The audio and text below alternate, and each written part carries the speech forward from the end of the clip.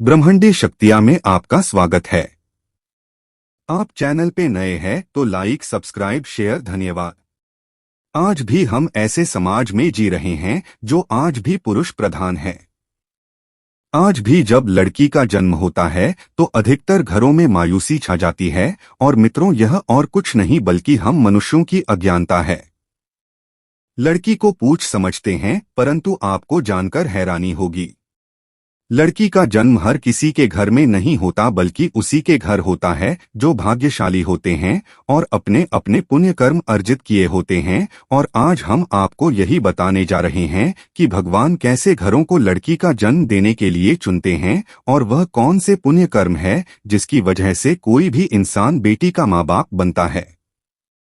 भगवान श्री कृष्ण से अर्जुन पूछते हैं कि माधव किन कर्मों के कारण किसी के घर पुत्री धन की प्राप्ति होती है, अर्थात कैसे घरों में बेटियों का जन्म होता है। तब श्री कृष्ण अर्जुन से कहते हैं, हे पार्थ, अगर किसी के घर बैठे भाग्य से होते हैं तो बिटिया सौभाग्य से, और जो भी स्त्री या पुरुष अपने पूर्व जन्म में पुण्य कार्य अर्जित किए होते हैं उन्हें ही एक बेटी के माता पिता होने का सौभाग्य प्राप्त होता है।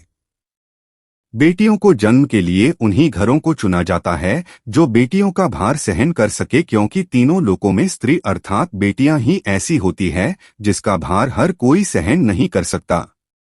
वह बेटियां ही होती हैं जो इस सृष्टि को निरंतर चलाएं, मान होने के लिए अपना सर्वस्व निछावर कर देती हैं। हे अर्जुन, पर जिस दिन इस सृष्टि में बेटियों का जन्म लेना रुक जाएगा उस दिन सृष्टि भी है और धीरे धीरे इस सृष्टि का अंत हो जाएगा। भगवान श्री कृष्ण के इन बातों पर गौर किया जाए तो उनका कहा बिल्कुल सही है, क्योंकि बेटियां अगर नहीं होंगी तो किसी का भी वंश आगे नहीं बढ़ सकता। आपने भी कई लोगों को कहते सुना होगा कि जिस घर में बेटी का जन्म होता है वह घर स्वर्ग के समान होता है, क्योंकि बेटा तो केवल एक कुल को रोशन करता है, बेटियां तो दो कुलों को रोशन करती है। माता पिता के घर वो बेटी के रूप में अपने उत्तरदायित्व का निर्वहन करती हैं तो ससुराल आकर एक बहू के रूप में सारे कर्तव्यों का पालन करती हैं। आजकल आप सुनते ही हो, बेटियां बहू परिवार में किसी के मर जाने पर उसका वर्णन नहीं कर सकते, लेकिन यह बिल्कुल भी सही नहीं है, क्योंकि रामायण में बताया गया है कि प्रभु श्री राम के पिता राजा दशरथ की मृत्यु हो गई तो माता सीता अर्थात राजा दशरथ की बहू नहीं उनका पिंडदान किया था, जिससे उन्हें जन्म मरण के चक्र से मुक्ति मिल गई थी। इतना ही नहीं, हिंदू धर्म शास्त्रों में बताया गया है कि बेटियां भी अपने पिता के नाम का पिंडदान कर सकती हैं। वही अगर ससुराल पक्ष में कोई पुरुष नहीं है तो इस स्थिति में बहू भी पिंडदान कर सकती है।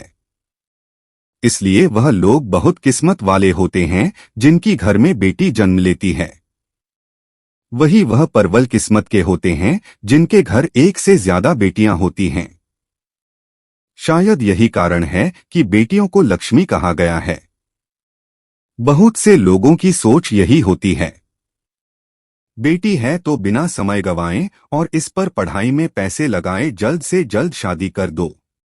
लेकिन यह सोच एक बेटी के भविष्य को बर्बाद कर देती है।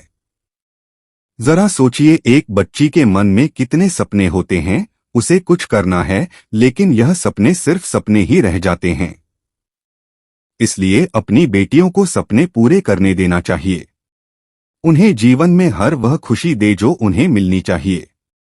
बेटे से ज्यादा एक बेटी हमेशा अपने माता पिता के लिए सोचती है। माता पिता को प्यार और अपनापन बेटी ही दिखा सकती है। बेटी के जन्म को एक जश्न की तरह मनाना चाहिए। माता पिता को बेटी को हमेशा एहसास दिलाना चाहिए कितने खास है बेटियां। PLS लाइक सब्सक्राइब शेयर करे धन्यवाद।